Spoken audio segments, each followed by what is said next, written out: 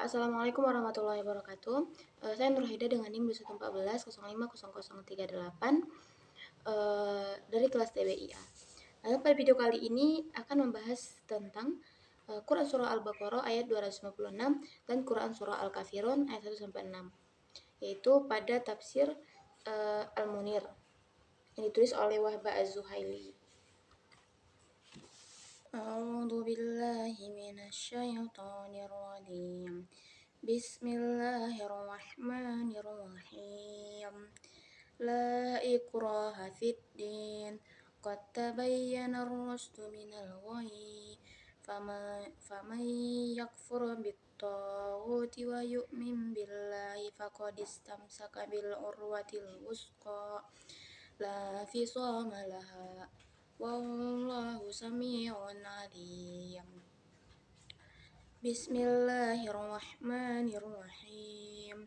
Qul ya ayyuhal kafirun la a'budu ma ta'budun wa la antum 'abiduna ma a'bud wa la ana 'abidum ma 'abadtum wa la antum 'abiduna ma a'bud lakum dinukum waliyadin. Shadaqallahul azim. Terjemahan dari Quran Surah Al-Baqarah ayat 256. Tidak ada paksaan dalam menganut agama Islam. Sesungguhnya telah jelas perbedaan antara jalan yang benar dengan jalan yang sesat. Barang siapa ingkar kepada takut dan beriman kepada Allah, maka sungguh dia telah berpegang teguh pada tali yang sangat kuat yang tidak akan putus. Lalu Allah Maha mendengar lagi Maha mengetahui. Kemudian selanjutnya terjemahan Quran Surah Al-Kafirun. Katakanlah, wahai orang-orang kafir, aku tidak akan menyembah apa yang kamu sembah, dan kamu bukan penyembah apa yang aku sembah. Dan aku tidak pernah menjadi penyembah apa yang kamu sembah, dan kamu tidak pernah pula menjadi penyembah apa yang aku sembah. Untukmu agamamu dan untukku agamaku. Baiklah, selanjutnya penjelasan dari Quran Surah Al-Baqarah ayat 256. Quran Surah Al-Baqarah ayat 256 ini menjelaskan tentang beragama, yang maksudnya adalah memeluk satu agama demi yakini satu agama. Yang dimaksud di sini lebih lanjut adalah tentang agama Islam. Sini dijelaskan la ikraha fid din, yang artinya tidak ada paksaan dalam agama, yang mana maksudnya dalam memeluk agama Islam. Jadi tidak ada atau tidak boleh seseorang dipaksa untuk memeluk agama Islam. Qad tabayyana ar-rusydu minal ghayy, yang artinya sungguh telah jelas jalan yang benar dari jalan yang salah. Jadi maksudnya adalah kenapa seseorang itu tidak boleh dipaksa karena telah jelas mana yang benar dan mana yang salah. Jadi Nabi itu tidak boleh memaksa seseorang untuk ikut agama Islam. Namun Nabi cuma menjelaskan kepada setiap orang apa itu agama Islam. Yang mana dakwah Nabi ini bersifat universal kepada siapa saja. Namun untuk memilih ikut agama Islam atau tidak, Nabi menyerahkan keputusan tersebut ke pribadi orang tersebut tanpa memaksakan kehendaknya. Seperti yang telah kita ketahui bahwasanya Nabi hidup di Madinah, yang mana tidak semua penduduknya di situ umat Islam. Namun ada juga yang umat Yahudi dan Nasrani. Mereka tidak dipaksa masuk agama Islam, namun mereka diberi pemahaman tentang agama Islam agar jelas baginya mana yang benar dan mana yang salah. Kemudian faman yakfur bit-taghuti wa yu'min billahi, maka siapa yang kafir kepada taghut, yaitu segala sesuatu yang dianggap Tuhan selain Allah. Taghut ini maknanya yaitu segala sesuatu yang dianggap Tuhan selain Allah, dan tidak mau beriman kepada selain Allah, dan dia hanya beriman kepada Allah. Berarti dia telah berpegang kepada tali yang sangat kuat, yang tidak akan pernah putus selama-lamanya. Jadi di sini ditegaskan Jika seseorang kafir kepada Tuhan selain Allah, dan dia hanya beriman kepada Allah, maka itu berarti dia sudah berpegang kepada tali yang sangat kuat yang tidak akan pernah putus selama-lamanya. Dan Allah Maha mendengar lagi Maha mengetahui. Jadi, ayat ini menegaskan bahwa tidak boleh seseorang dipaksa untuk memeluk agama Islam, dan setiap muslim berkewajiban untuk menyampaikan ajaran agamanya kepada seluruh manusia dengan cara yang baik dan benar, yang memperhatikan kebaikan dan kemaslahatan atau apa yang dipandang sebagai etika sosial dalam kehidupan ini. Jadi, dia tidak boleh berdakwah dengan memaksa, apalagi memaksa orang lain untuk memeluk agama Islam. Namun di sini disebutkan siapa yang memeluk agama Islam, siapa yang beriman kepada Allah dan kafir kepada tagut, maka itu berarti dia beruntung karena dia telah memegang kepada tali yang sangat kuat yang tidak akan pernah putus selama-lamanya. Dan Allah Maha mendengar lagi Maha mengetahui. Nah, jadi maksud dari Quran surah Al-Baqarah ayat 256 ini adalah kita sebagai umat muslim diajarkan untuk berdakwah, tapi tidak dengan cara kekerasan atau dengan cara yang baik dan benar.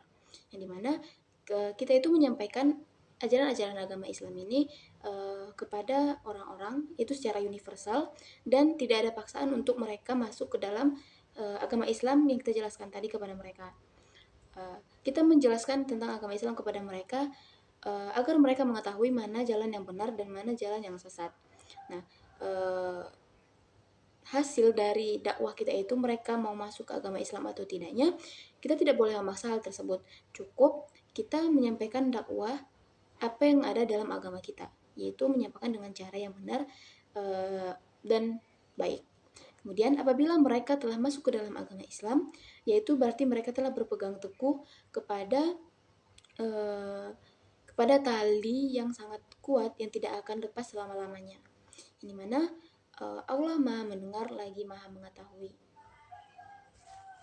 Kemudian Quran surah Al-Baqarah ayat 256 ini di dalam tafsir Al-Munir yang ditulis oleh Wahab Az-Zuhri, yaitu pada jilid kedua di halaman 45 sampai 49. Di situ la ikraha fiddin, tidak ada paksaan untuk masuk ke dalam ad-din. Yang dimaksud ad-din di sini adalah agama dan keyakinan. Hal ini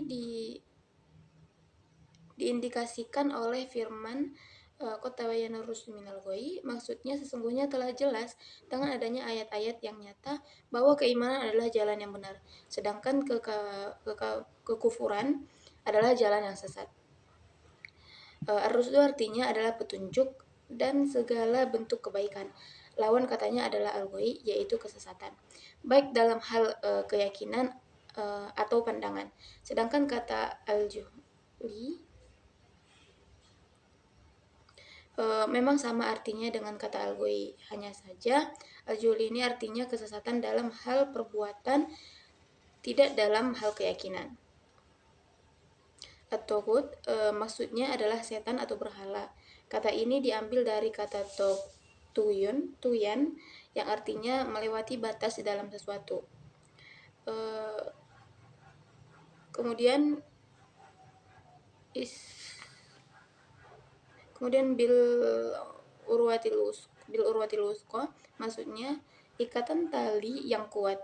Kata al-urwah artinya adalah tempat yang berpegang ketika mengambil sesuatu seperti timba, panci atau lainnya. Al-wusqa yaitu tali yang kuat. Bisa juga yang dimaksud dengan al-urwatul wusqa adalah pohon yang besar dan lebat. Lamfiswa malaha maksudnya yang tidak akan putus, artinya janganlah kalian memaksa seseorang untuk masuk Islam karena bukti dan dalil-dalil kebenaran Islam sudah sangat jelas. Jadi tidak perlu ada paksaan untuk memeluknya, karena keimanan adalah berdasarkan kesadaran dan kerelaan hujjah dan bukti-bukti Jadi tidak ada gunanya segala bentuk paksaan tersebut. Kemudian selanjutnya pada ayat kedua di ayat ke-13 ini, yaitu Quran Surah Al-Kafirun ayat 1 sampai 6. Dalam surah ini menegaskan tentang bagaimana seorang muslim dengan orang-orang non-muslim hidup baik-baik di tengah masyarakat. Di sini ditegaskan bahwa seorang muslim dan non-muslim itu tidak boleh mencampur-campurkan keyakinan dan peribadatan mereka.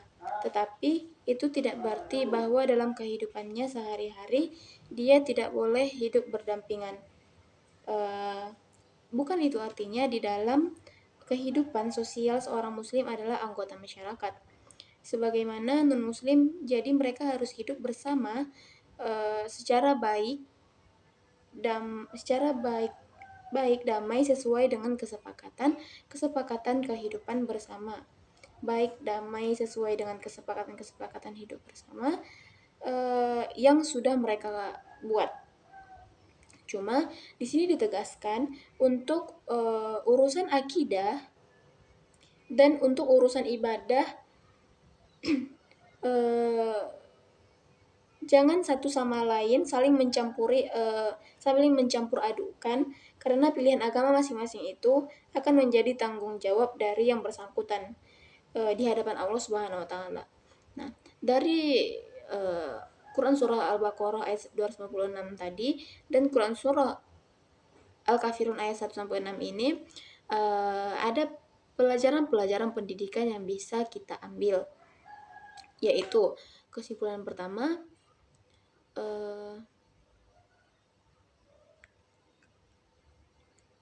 ini adalah pendidikan tentang akidah dan ibadah, bagaimana seseorang berkeyakinan, bagaimana seorang mengekspresikan keyakinan tersebut dalam bentuk ibadah. Jadi, ini adalah pendidikan tentang akidah dan ibadah. Apa ketentuan-ketentuan pendidikan akidah dan ibadah di dalam dua kelompok ini, yakni tadi Quran surah Al-Baqarah ayat 256 dan Quran surah Al-Kafirun ayat 1 sampai 6. Yang pertama, di sini disebutkan bahwa berakidah dan juga beribadah harus mesti dengan kesadaran sendiri, jadi tidak boleh ada paksaan dari mesti sendiri pilihan yang bersangkutan, karena Allah tidak akan menerima ibadah dengan paksaan. Jadi itu tidak ikhlas namanya. Yang kedua, akidah dan ibadah tidak boleh dicampur adukan, yaitu seseorang muslim tidak boleh mencampur adukan akidah dan keyakinannya dengan akidah agama lain. Kemudian yang ketiga adalah setiap orang akan bertanggung jawab dengan pilihannya. Kemudian Quran surah Al-Kafirun ini di dalam tafsir Al-Munir yang ditulis oleh Wahb Az-Zuhaili pada jilid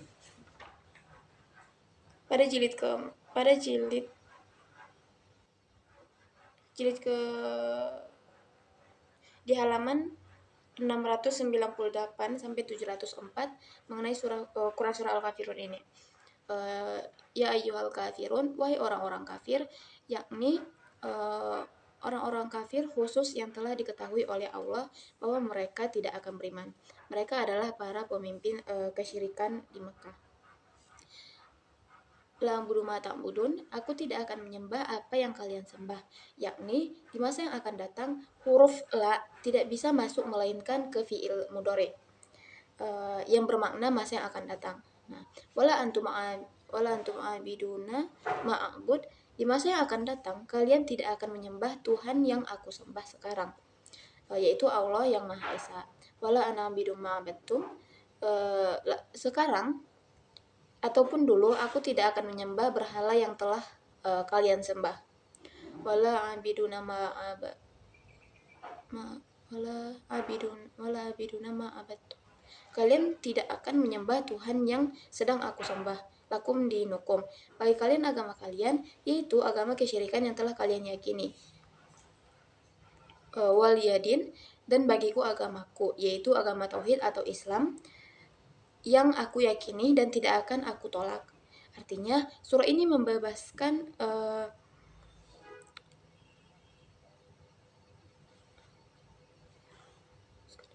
kaum muslimin dari perbuatan kaum musyrikin dan memerintahkan untuk ikhlas beribadah kepada Allah Subhanahu wa taala. Ayat tersebut mencakup seluruh orang kafir di muka bumi ini. Fungsi dari kata kul adalah Nabi Shallallahu alaihi wasallam diperintahkan untuk bersikap lemah lembut dari segala hal, berbicara kepada manusia dengan cara yang paling baik ketika terjadi dialog dalam keadaan keras. Allah Subhanahu wa taala membolehkan dan memerintahkannya untuk berbicara keras, bukan karena Nabi Shallallahu alaihi wasallam menyebutkan itu dari keinginan beliau sendiri.